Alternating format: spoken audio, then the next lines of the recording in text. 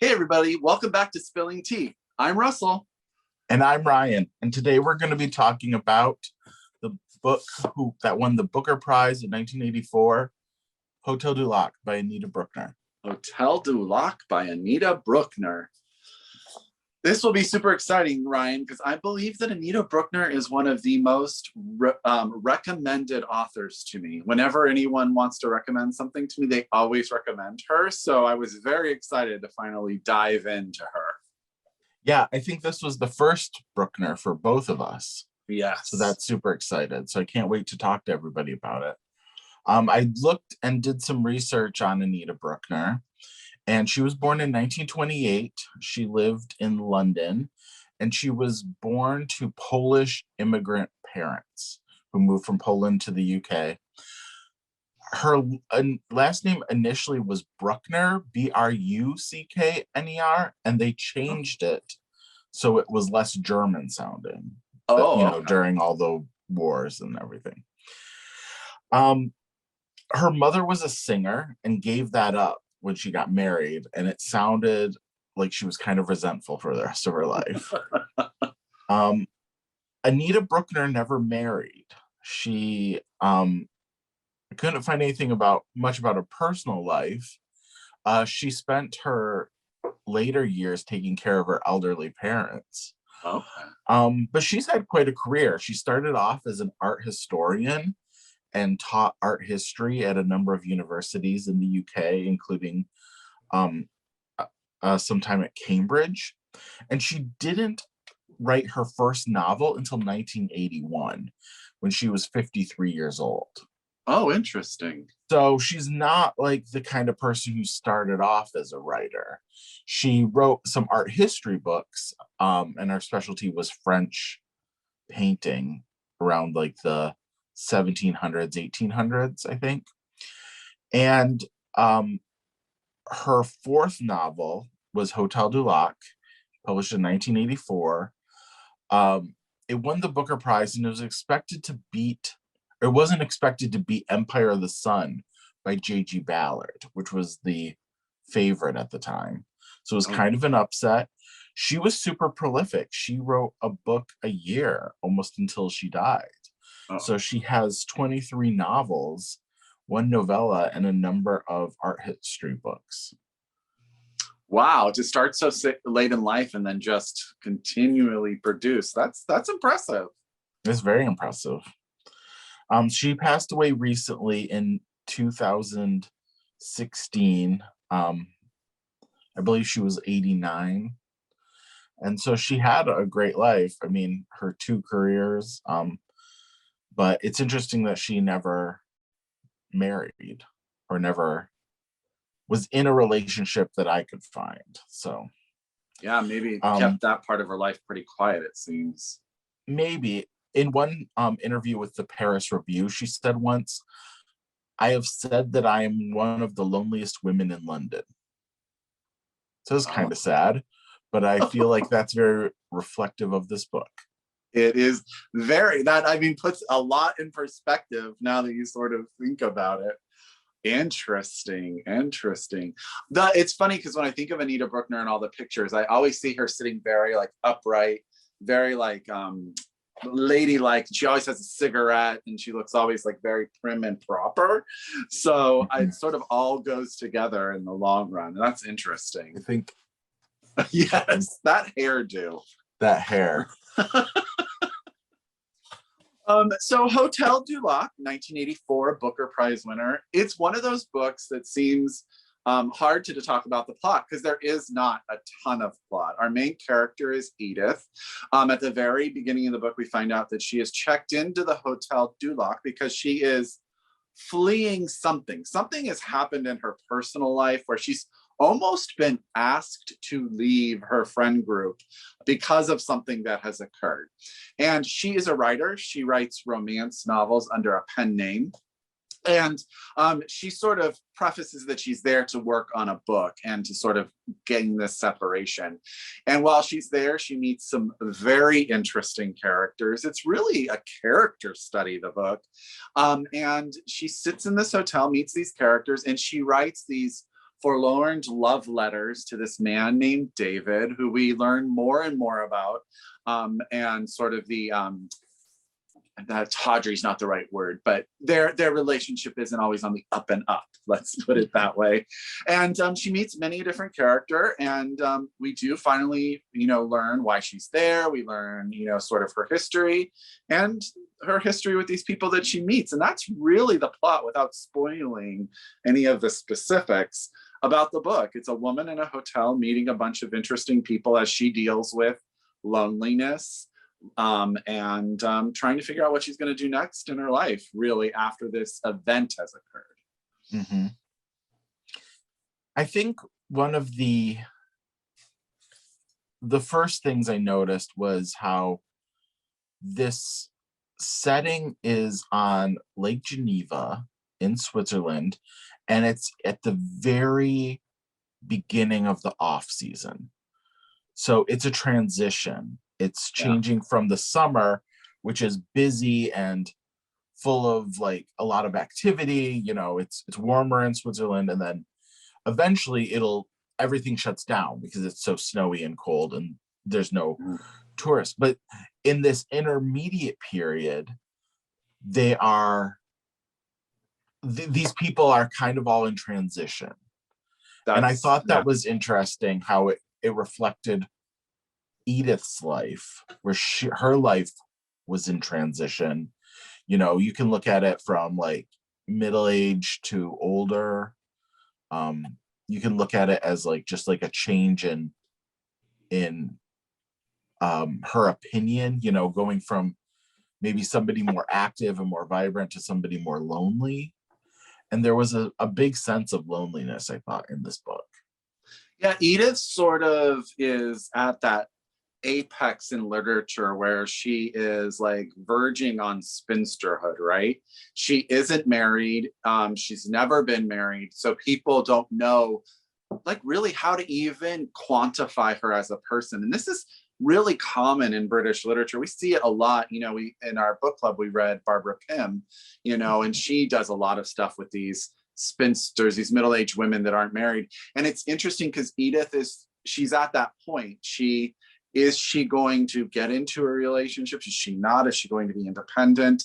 And what does that mean? And it does. The setting definitely goes with that transitional idea, because everything in the town is like a little bit low key, a little off, a little muddied. And her life is a little low key, a little off, a little muddied. So she did a really nice job of creating that atmosphere. Yeah, I agree. I think the character of Edith was interesting, is that she wasn't exactly likable, but you could sympathize with her. You were kind of like, what are you doing, girl? Like, maybe these aren't the best decisions to make, but you kind of felt for her at her position in life, and like, what is marriage? What is a relationship? Like, what does she need? It's interesting that she says at one point in the novel that she always wanted to be married, but I don't know if that's true, and based on what happens in the novel. So it's very interesting to see how she doesn't change throughout the novel, which is kind of different. I mean, there's a bit of a change, but like, she's not a fundamentally different person at the end of the novel. Well, and it's interesting what you said about Anita Brookner never marrying. Her and Edith, once you said that, because I didn't really do a bunch of research into Anita's life, but her and Edith then clearly may have had this same sort of conversation. Anita may have had this conversation with herself, and Edith is having this conversation in the novel, like, do I need a relationship in order to consider myself whole? And Anita clearly chose never to get married, as far as we can tell, right? So, and she was successful. Like, she did not have a boring life. Like, she definitely, which is interesting also because Edith is a writer and Anita is a writer. So there's sort of this comparison. They're probably around the same age too. Like, Edith's probably in her 50s. Anita Brookner would have been 57 when this was published. So there's a lot of similarities, it seems like. Well, and we could definitely, I'll dive into it because age is an interesting thing brought up in the book a number of times as well. But I thought it was fascinating that Edith wrote romance. And technically, we learn like she doesn't have a lot of experience in the romance world, but she produces these books that people read because, you know, one of the characters that she meets is reading one of her books, right? Right. And her publishers are trying to ask her to become a bit more modern in her literature, you know, more sexy, a little more, the women a little more edgy. But Edith never goes there in her real life. So she's struggling to know what that modernization of relationships even looks like or feels like to update her aesthetic. Yeah, that's true. And I mean, this book does feel like it was in transition, like in a time of transition in women's rights and empowerment. And I think that was reflected here because the book felt old-fashioned in a lot of ways. Like it could have taken place in the 1920s, Yes. and I wouldn't be surprised, or the 1940s. But I assume, I mean, there was no indication it wasn't present day, so it would have been in the mid 80s that this took place. And it didn't feel like an 80s book. Yeah, well, and because like she doesn't put anything in the book really technologically to ground it. Like she's writing letters, so you know that's more of an old-fashioned means of communication. She doesn't really pick up a telephone. I know they take the train, but I don't believe I remember any cars. No, cars do pick people up to go shopping, I believe. Yeah, there's cars. Yeah. And there is a telegram at one point, which that's interesting, is older. But I mean, I don't know, maybe people used it back then. Maybe it's just cheaper. Yeah. Well, and I think that adds a little bit of gravitas to the book because it becomes a little bit timeless, right? Like Edith isn't a person that we couldn't imagine in 2021. You know, a woman who's sort of at an apex and goes away somewhere and sort of secludes herself in order to find herself. And if she went to this little hotel on a lake that didn't have a whole lot going on, it would feel very like this now, I think. I mean, you may throw in a cell phone or a computer, but you know, a lot of writers still write handwritten, so that could even have some validity too. So I think that adds a bit of a power, sort of timeless quality to it. But you are right. This book definitely felt, I would almost say Victorian in a way, like you know, very, very like, I don't even know how to say it, wordy. Like it just had a lot of words. It is very wordy, but it's a short book. It's it's less than 200 pages, I think. Yeah, it's 183 pages in my copy. 184 pages. So it's a small book, but it's very dense, very wordy, not plot driven, which is, you know, interesting. I found it engaging though, like even though it didn't have a strong plot. So it was kind of a meditation. That's a good word for it. Yeah. I struggled, and you and I have talked about this. I actually struggled a lot in the beginning because I felt that the vocabulary and the language seemed a little bit forced to me, like using words like that we had to look up. Even as avid readers, there were a lot of vocabulary in here that I wasn't familiar with. And it could be that they're just not words that I run into, but I also felt very much like that was a little off-putting at first for me. Like I had a hard time buying into it. But once you get to know Edith about, I don't know, a third of the way through, and you sort of start to have an affinity for her, I really wanted to know like what made her her. And that's what drove me through the book. And I think Anita Brookner does an amazing job at not giving us a ton about Edith, but enough events that we can put together who this woman is. And at the end of the book, you said it earlier, it's like we feel, or I felt, an immense sympathy for her. And sort of I hope she gets what she wants when the book ends. Yeah. I think Edith, when she is at the beginning, we get kind of like, we almost get the end of her like story. Like the real plot, the real like action takes place before she goes to the hotel. And Yes. we get that revealed over time throughout Yes. the novel. And I thought that was really compelling. Like I wanted to know more about what happened. And I don't think we get a ton. We do find out a bit what happened with David, her friend Penelope,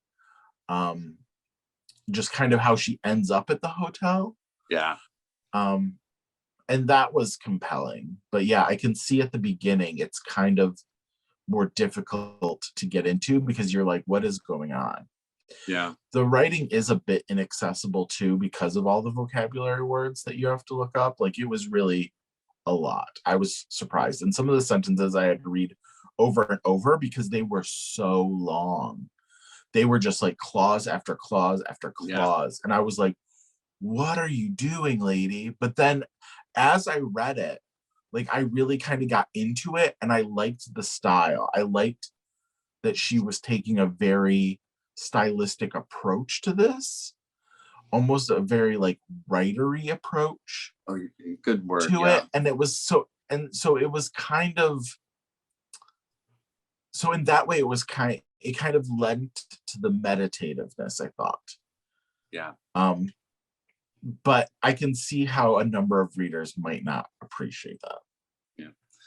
I thought one thing that we could talk about that I found really interesting is, so there's a character that she meets, a Mr. Neville, I believe, and he is the antithesis to what society wants for Edith, right? Edith is, there's all these conversations about Edith settling down, Edith getting married, having a family, like all of those expected.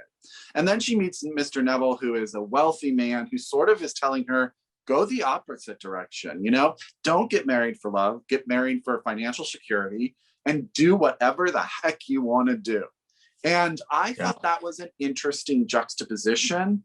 I also thought it made Edith look at the world a little bit differently. There were a couple times that she was almost offended by his assessment of her, but it made her sort of re-look at what decisions she could make and how she could sort of look at the world differently. And that's part of the meditation, right? Is Edith going to change? Is she not going to change? Is she going to go back to the way it was? And I thought that was an interesting sort of way of doing it, bringing in this other guy who just was like, you could just really tell everyone to go away and do whatever you want. Yep. Yeah, I think the book really changed when Mr. Neville was introduced. Like that really changed things. He was kind of the last person she met at the hotel. And I think we need to talk about the other people at the hotel, like Mrs. Pousset and her daughter Jennifer. And they were a very interesting couple. They were in this town. Jennifer's not married. It's not clear how old they are, but they just go shopping the whole time. And the woman's husband is obviously rich because they just buy things all the time and then like ship it back to the UK. And so they were fascinating and their interactions. Yeah, and their relationship in and of itself could have been an entire like novel. It was so weird. Yeah. But I couldn't tell whether or not Mrs. Pousset's husband actually, they liked each other at all. Like she's here without him, but she had a great story in her mind of why they were separated, right? And she told it and told it and told it. And then Jennifer, is there, but has no life of her own. She's really, locked in with her mother. And you were right, at the beginning, they're talking about age. At the beginning, Edith assesses them closer to her age and the daughter younger. And then we finally, like, as it goes forward, you find out that, the matriarch is in her 70s. That makes Jennifer the same age as Edith. and Mhm. look at the choices and where she's gotten in life with Mhm. really nothing but her mother. Yeah. Yep. So yeah, it was very interesting. And then I apologize, you can help me. I don't remember the name of the woman with the dog. I thought it was Monica, but I don't know. Monica.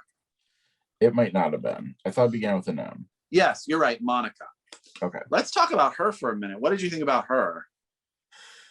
I thought she was interesting. She's at this hotel by herself and has a dog with her, and she has like an eating disorder that I've never heard of before. But she was sent to this hotel by her husband because she has this eating disorder, so she's not extremely healthy, and she couldn't conceive children. Mm-hmm. And so I thought it was really interesting how we get these different ideas of marriage and like what that means. And like none of them are really positive. Like what husband sends his wife away to like get healthy to have babies? Like how is that gonna help her? It didn't make any sense. Yeah. Yeah. Well, if you ever wanted to know why Anita Brookner didn't get married, she gives you plenty of ideas of how awful she thinks marriage is in this book.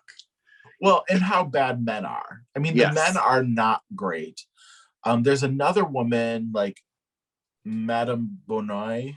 I'm not sure how Yeah. to pronounce her name. She's an older woman, and we learned that she stays in this hotel during the summer. And her son got married, and the daughter-in-law does not like the mother, and so she sends her to this hotel for the summer because it's a nice place. And the son comes and visits her on occasion, but won't let her live with them. And then she, in the winter, she goes to this like pension that sounds almost like a dungeon, how awful it is. And so that's not a flattering image of the son and his marriage, that the wife could make him get rid of the mom like that. It was very strange. Well, and yeah, I mean, that relationship and also the relationship of Mrs. Poussey and Jennifer is a weird commentary on children, parent-child relationships as well. Right. Also not painted probably in the best light. Neither of those relationships are very healthy. But one is that for the child, it's not, and one it's for the parent. So Anita Brookner definitely has thoughts about parents and their children and the responsibilities against each other. Yeah, it's very fascinating because the book is a meditation on all these different type of relationships. Yeah, And that's what you spend your time on really in this novel. it's true. And I don't think it's a spoiler to say, because I think that it's revealed very early on. But David, who she's having a relationship with, is married. Yes. So she's having an affair with this married man. Um, and that is a whole thing about, marriage too. Like he's obviously seeking something outside the marriage. It's not just a one-time thing, it's a long-term affair. Yeah. So it is kind of a commentary on marriage. Yeah. Yeah, well, and it's funny because when I finished this book, you and I had talked while I was reading it, I was really struggling. But by the end of it, I kept thinking, goodness, Anita Brookner has made me think so much about so many different things. And all through the perspective of a woman who really has no idea what to do next. Like, Yeah. Edith is lost and we're kind of lost with her, but we get to see the world from all these different perspectives and go, I don't even know what Edith should do next. Like, Yeah. I Oh don't yeah. know what the best option is. Yeah. I think for how little plot there actually is, but how engaged I was, it was brilliantly done. Yeah. I think she did a great job with this. I think it could have gone off the rails. It could have been really sappy or really dumb, but she kept it in this it was engaging but yet philosophical. So you did think, but it didn't feel scholarly. Yeah. It felt like a prize-winning book to me at the end. Well, and when I finished it and I was thinking about it for this conversation and for our Zoom club, I was like, I don't know that I've read a book that has dived into loneliness this way before. And you feel lonely as a reader going through the book. All of these people, even though they're all in this hotel, have a sense of loneliness to them. And it brings them together, but they never stop feeling lonely. And I thought that there's very few books that I've read where an emotion like that just sort of sits on your shoulders during the entire reading experience, which is where I think Anita Brookner really shined as an author, because she just made it so heavy that you were like, ooh, the whole time. And you felt for every one of these characters, for all their flaws, you're sad for them. Yeah, definitely. Would you read another book by Anita Brookner? I think I would, actually. I mean, and when I started it, I was probably a hard no, but by the end of it, I was like, oh, she's a genius, and I just wasn't there yet. Yeah. Well, and I think she kind of was making it inaccessible in some ways. Like it has this guarded kind of feeling, which it is reflective. And I think once you get into it, you can appreciate it. But Yeah, it and isn't. I mean, go ahead. Oh, it isn't a book that I would say you would pick up just to read on the beach for something fun and light. Yes, it is not a summer book with your cocktail on the sand. I would be very interested to know if her other books feel the same way that this book does, or does she have like a variety, you know, because she published so many books. So I'd be interested to know if she was stylistically sort of centered in this world, or if she was very. So if you have read a bunch of Anita Brookner and you have a recommendation what Ryan and I should read next, definitely put that in the comments down below, because we would love to hear where we would go next in our adventures into her catalog. And let us know if there's a variety of styles, plots in her books, or is she on the same theme all the time? Like, is it all just kind of loneliness? Like, it'd be interesting to know. Yeah. And you brought this up when we were talking about the book yesterday, Ryan, but there's a weird and interesting correlation between this and Quiet as a Nun by Antonia Fraser, because both of the main characters are having affairs with unattainable men.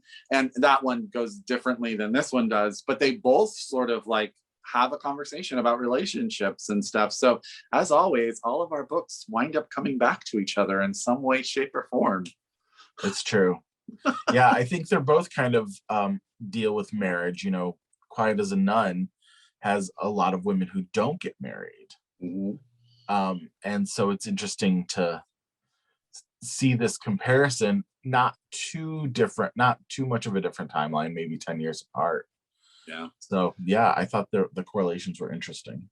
Well, and Barbara Pym has spinsters in them, but they are more like maybe even more outgoing than Edith was, and they are more involved, a lot more involved in church type functions and stuff like that. So it's interesting to see the idea of the unmarried woman translated through a bunch of these different novels from these different perspectives.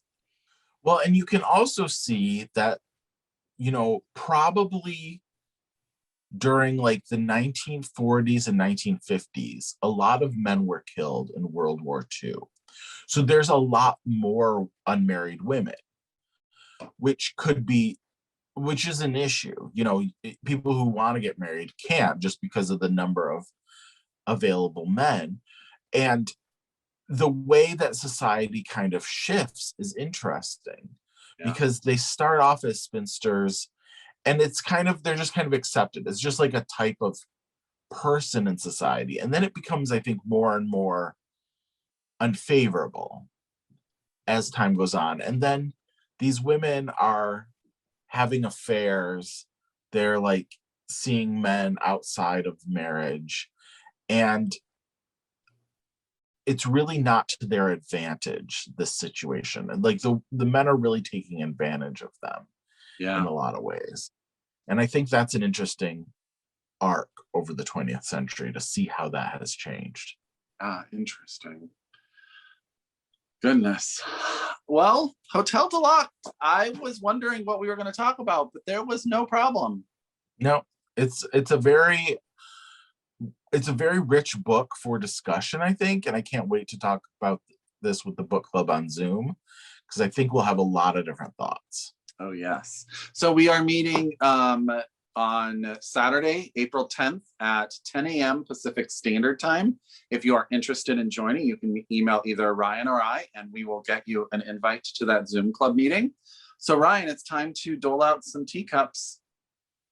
I will give it 5 teacups. I thought it was very good. I'm going to go 4, just because I do think that the language got a little bit in the way for me in the beginning.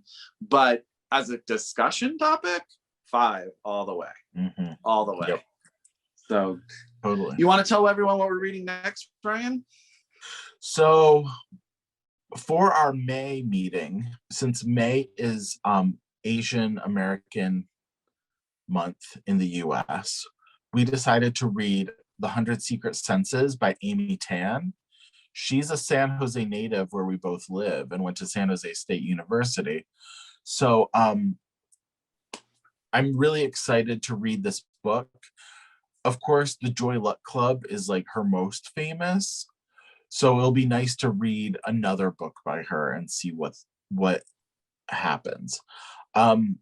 This takes place in, I think, in 2 different time periods, like in China a while ago, and then in the US in present day. And this was published, I think, in the 90s. Yeah. This was, I believe, shortlisted for the Orange Book, which is now the Orange Fiction Prize, which is now what we call the Women's Prize for Fiction. And I think I'm excited too, because part of it is set here in San Francisco, which is just north of us. So I'm hoping that Ryan and I will see a little bit of things we know. And I love books that bring in like the folklore and the myth of like where people come from. And one of the characters, I believe, believes that she can see ghosts. And I don't know if what that means to the whole narrative, but I love that idea of seeing ancestors and ghosts and all of that kind of stuff. So that is going to be our May meeting and our April read. So that's super exciting. And I agree with you. I've read Joy Luck Club a number of times. I love it. I'm ready to read something else. Yep. Can't wait. If you want to join us, let us know. Yes, and our book club has been growing and growing, and it is fantastic. Big thank you to everyone that joins us, because it's always a really interesting conversation and discussion. So it really is. Well, that's it for us, Ryan. I want to say goodbye to everybody and have some happy reading. We'll talk to you later. Bye. Happy reading.